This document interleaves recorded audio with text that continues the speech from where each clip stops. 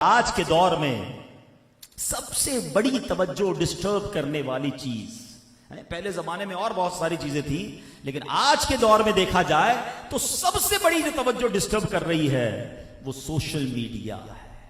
جس طرح social media نے ہمیں ڈسٹریکٹ کر دیا ہے، ہمارے خیالات ہی کہیں اور چلے گئے ہیں، ذہن و دماغ لوگوں کے معاف ہو گئے ہیں، سارا دن موبائل پر بیٹھے ہیں، کبھی یوٹیوب ہے، کبھی فیس بک ہے، کبھی انسٹاگرام ہے، پتہ نہیں کون کون سی ریلز اور ویڈیو میں۔ کسی کو موبائل دے دو، انٹرنیٹ دے دو، اس کو کمرے میں بند کر دو، اس کو نہ کھانے کا ہوش رہے گا، نہ پینے کا ہوش رہے گا، نہ سوتے لو، نیندیں کم ہو گئی لوگوں کی۔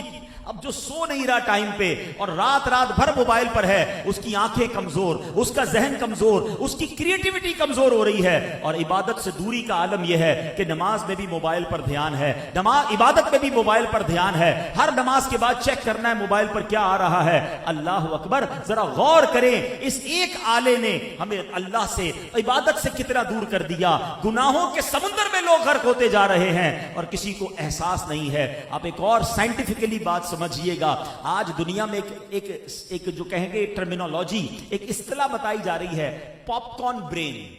پاپ کارن برین کس کو کہتے ہیں؟ کبھی آپ نے یہ پاپ کارن سمجھتے کیا کہتے ہیں اردو میں؟ اس کو ہم بچے تو ہماری یہاں زبان میں پھلے کہتے ہیں، پاپ کارن ہی کہتے ہیں، سمجھتے ہیں نا پاپ کارن کس کو کہتے ہیں؟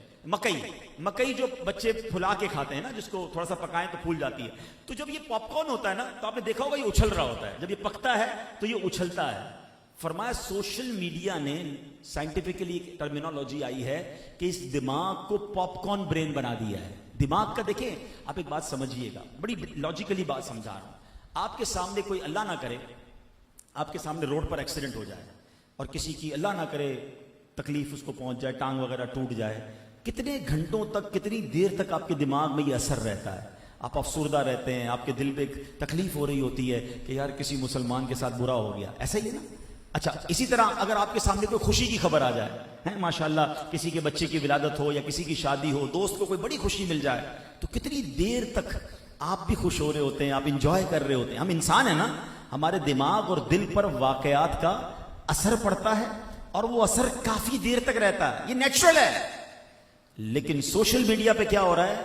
آپ نے موبائل ہاتھ میں لیا، ایک ویڈیو دیکھی کہ کار کا ایکسیڈنٹ ہوا اور بندے کی ٹانگ کٹ گئی، آپ کے دماغ میں سیڈنس، افسردگی آئی، اگلے ہی لمحے آپ نے کلک کیا، ایک اور ویڈیو آئی جس میں کوئی خوشی کی بات آ رہی ہے، کوئی ہنسنے کی بات آ رہی ہے، اگلے ہی سیکنڈ اب آپ کا دماغ خوشی کی خبر دیکھ رہا ہے۔ اب آپ نے ویڈیو اوپر کی، پھر کوئی غم کی خبر ہے، پھر کوئی تکلیف کی خبر ہے، پھر کوئی ٹینشن کی خبر ہے، پھر اوپر گئے تو کوئی ہنسنے کی بات ہو رہی ہے۔ یہ دماغ اتنا تیزی سے تاثرات چینج نہیں کر سکتا جتنی تیزی سے سوشل میڈیا ہمیں گھما رہا ہے، اور اس کی وجہ سے ہمارے دماغ کے اندر اب سوچنے سمجھنے کی، کریٹیوٹی کی صلاحیت ختم ہوتی جا رہی ہے۔ تو اس قدر اپنے آپ کو اس میں غرق نہ کریں۔